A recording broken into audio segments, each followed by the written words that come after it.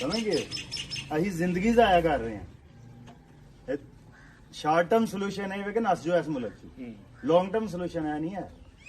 Long term ਇਹ ਵੇ ਕਿ ਇੱਥੋਂ ਇੰਗਲਿਸ਼ ਦਾ ਖਾਤਮਾ ਕੀਤਾ ਜਾਏ, ਅੰਗਰੇਜ਼ੀ ਨੂੰ ਇੱਥੋਂ ਧੱਕੇ ਨਾਲ ਕੱਢਿਆ ਜਾਏ ਔਰ ਪੰਜਾਬੀ ਬੋਲਣ ਤੇ ਫਖਰ ਕੀਤਾ ਜਾਏ। ਸਮਝ ਗਏ? ਅਸੀਂ ਬਾਲਾਂ ਨਾਲ ਉਰਦੂ, ਅਸੀਂ ਆਪਣੀ ਜ਼ੁਬਾਨ ਦੇ ਕਾਤਲ ਹਾਂ।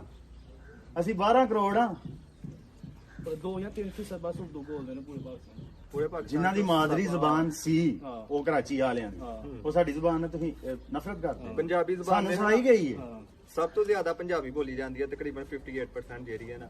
ਜਦੋਂ ਪਾਕਿਸਤਾਨ ਬਣਿਆ ਸੀ ਉਦੋਂ 65% ਸੀ, ਹੁਣ 38%। 38 ਹੋ ਗਈ। ਐਤਕੀ ਫੇਰ 8 ਸੀਟਾਂ ਸਾਡੀਆਂ ਕੱਢ ਦਿੱਤੀਆਂ ਗਈਆਂ।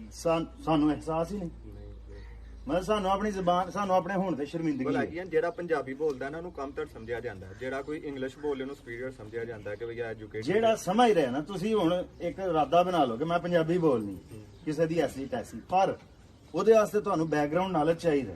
ਸਹੀ ਗੱਲ। ਸਮਝ ਗਏ? ਹੁਣ ਤੁਸੀਂ ਸਿਰਫ ਜ਼ਾਇਆ ਕਰ ਰਹੇ ਹੋ ਨਾ ਟਾਈਮ। ਮੈਂ ਵੀ ਯੂਨੀਵਰਸਿਟੀ ਪੜਿਆ, ਮੈਨੂੰ ਵੀ ਪਤਾ ਟਾਈਮ ਯੂਨੀਵਰਸਿਟੀ ਕੀ ਕਰਨ ਆਏ ਹੋ ਭਾਈ? ਟਾਈਮ ਪਾਸ ਕਰ ਰਹੇ ਹੋ। Piece of degree bus paper, ਇੱਕ ਪੇਪਰ ਲੈਣਾ ਹੈ। ਸਮਝੋ ਘਰਦਿਆਂ ਨੇ ਵੀ ਦਾਲ ਆਇਆ ਆਪਣੇ ਆਪ ਨੂੰ। ਆਪਣੇ ਆਪ ਨੂੰ ਸਭ ਤੋਂ ਵੱਡਾ ਦਾਲ ਹੈ। ਇਹ ਸਾਡਾ ਪ੍ਰਾਈਮ ਟਾਈਮ ਹੈ ਜਿਹੜਾ ਇਹ ਜ਼ਾਇਆ ਕਰ ਰਹੇ ਨੇ। ਬਾਅਦ ਚ ਆਂਦੇ ਨੇ ਅੰਗਰੇਜ਼ ਸਾਡੇ ਤੋਂ ਅੱਗੇ ਨੇ, ਉਹ 6 ਕਰੋੜ ਨੇ, ਜਰਮਨ 8 ਕਰੋੜ ਨੇ, ਪਰ 8 ਕਰੋੜ ਦਾ 8 ਕਰੋੜ ਟ੍ਰੇਨਡ ਹੈ। ਅਸੀਂ 24 ਕਰੋੜ ਆ, ਟ੍ਰੇਨਡ ਨਹੀਂ। ਸਿਰਫ ਇੰਨਾ ਫਰਕ, ਸਿਰਫ 4000 ਬੰਦਾ ਜਿਹੜਾ ਟ੍ਰੇਨ ਹੋ ਰਿਹਾ ਸਹੀ ਹੁਕਮਰਾਨੀ ਵਾਸਤੇ। ਉਹਨੂੰ ਉਹ ਵੀ ਐਸ ਵਾਸਤੇ ਟ੍ਰੇਨ ਨਹੀਂ ਹੋ ਰਿਹਾ ਕਿ ਸਾਡੀ ਬਿਹਤਰੀ ਕਰੇ, ਸਾਡੇ ਨਾਲ ਉਹ ਨਫ਼ਰਤ ਕਰਦੇ ਨੇ ਆਪਣੇ ਹੱਕ ਵਾਸਤੇ ਬਸ।